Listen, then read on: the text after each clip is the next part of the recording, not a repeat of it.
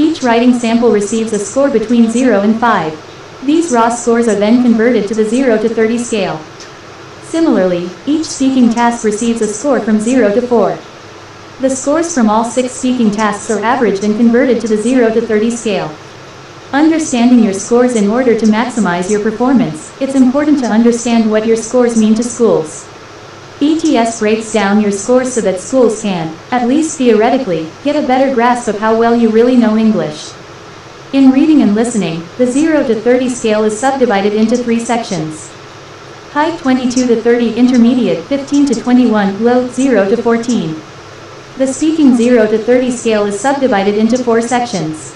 Good 26-30, fair 18-25, limited 10-17, weak 0-9.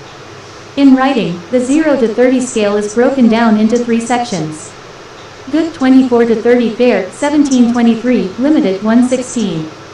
Why is it important to understand these breakdowns? Well, if you're right on the border of fair and good, for example, you're going to really want to make sure that you focus on developing skills that will push your score above the dividing line. For more information on these subdivisions, please refer to the appropriate cracking chapter in Part 3, Cracking Each Section of the TOEFL. 6. Cracking the TOEFL IBT. Do you need rock star status? Well, it would be awesome if you could be a rock star in every section of the test. Most students, though, find that one section is significantly easier than the others or that one is noticeably harder.